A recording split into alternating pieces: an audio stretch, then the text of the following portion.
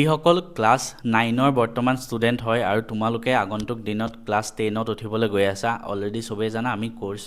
দিওঁ ক্লাছ 10ৰ বাবে কিন্তু এইবাৰ ক্লাছ 9ৰ বাবে মই এটা স্কলাৰশ্বিপ টেষ্ট পাতিবলৈ গৈ আছোঁ পোনপ্ৰথমে কৈ থওঁ ক্লাছ 9ৰ বোৰ্ড এক্সাম দিয়া সকলে চাবা বা দিবলৈ গৈ থকা সকলে চাবা যোনে এই বছৰ ক্লাছ 10ত আহিবা সেকেন্ড কথা যোনে মেট্ৰিক দিলা তোমালোকে এই ভিডিওটো তোমালোকৰ জুনিয়ৰ সকলক বা হোৱাটছএপত শ্বেয়াৰ কৰি দিয়া সবৰ বাবে এটো লাগতিয়াল স্কলাৰশ্বিপটো টেষ্টটো কেনেকুৱা হ'ব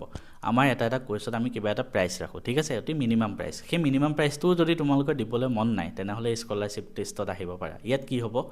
এই স্কলাৰশ্বিপ টেষ্টত যোনে ফাৰ্ষ্ট ৰেংক পাব যোনে ফাৰ্ষ্ট ৰেংক পাব তেওঁৰ 90% অফ হ'ব অৰ্থাৎ তেওঁ 90% স্কলাৰশ্বিপ পাব অৰ্থাৎ এই কোৰ্সটো যিমান ফিজ হয় ক্লাছ 10ত যিমান কেটা কোৰ্স আছে গুটে কেটাতে 90% অফ অৰ্থাৎ যিমান কোৰ্সটো যদি 1000 টকা হয় তেওঁ মাত্ৰ 100 টকা দিলে গুটে বছৰটোৰ কাৰণে পঢ়িব পাৰিব সেকেন্ড জোন হ'ব সেকেন্ড জনে পাব 75% স্কলাৰশ্বিপ থাৰ্ড জোন হ'ব থাৰ্ড জনে পাব কিমান 60% স্কলাৰশ্বিপ আৰু ফোৰ্থ জোন হ'ব ফোৰ্থ জনে পাব 50% স্কলাৰশ্বিপ আৰু 5 নম্বৰ ৰেংক জনে পাব তেওঁ পাব 40% স্কলাৰশ্বিপ তো 5 নম্বৰ ৰেংকলৈকে আমি বাছিম এটা প্ৰথম কথা এই এক্সামটো কেনেকৈ হ'ব এই এক্সামটোৰ ডেট ঠিক আছে তো আজি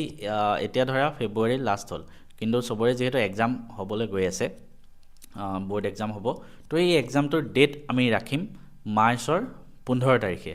ঠিক আছে মাৰ্চৰ 15 তাৰিখ দেওবাৰ হয় তো মাৰ্চ 15 তাৰিখে এক্সাম হ'ব ৰাতিপুৱা যিসকলে এই এক্সামটো দিব বিচাৰা মই ডেসক্ৰিপচনত এটা হোৱাটছএপ গ্ৰুপৰ লিংক দি দিম ঠিক আছে হোৱাটছএপ চেনেলৰ লিংক দিয়ে থাকিব আমাৰ maths and physics up channel তাত ক্লিক কৰি জয়েন হৈ ল'বা প্ৰথম কথা ঠিক আছে সেকেন্ড কথা এই এক্সামটো সিলেবাস কি হ'ব এই এক্সামটো এমসিকিউ ফৰমেটত হ'ব মক টেষ্ট আমাৰ মেথছ এণ্ড ফিজিক্স আপ এপটোত হ'ব হেতু এপ ডাউনলোড কৰি ল'বা সিলেবাস হ'ব ক্লাছ 9ৰ syllabus maths science social science আৰু ইংলিশ এই চাৰিটা সাবজেক্টে আহিব মেথছৰ আহিব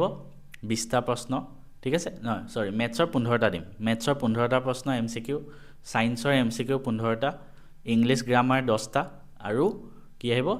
সোশ্যাল সায়েন্সৰ 10টা কোৱেশ্চন টোটাল 50 মাৰ্কস 50টা কোৱেশ্চন 50 মাৰ্কস +1 কে থাকিব শুদ্ধ হলে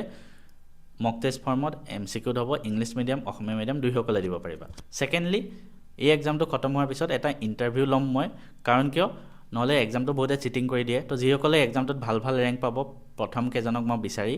তাৰ মাজত মই ইন্টাৰভিউ লম তো মই নিজে তেওঁলোকক সুধিম কিছুমান প্ৰশ্ন সেই হিচাপত মই সিলেক্ট কৰিম টপ 5 ঠিক আছে তো সকলোৱে ৰেডি হৈ যোৱা ভিডিও যিমান পাৰি শ্বেয়াৰ কৰি দিয়া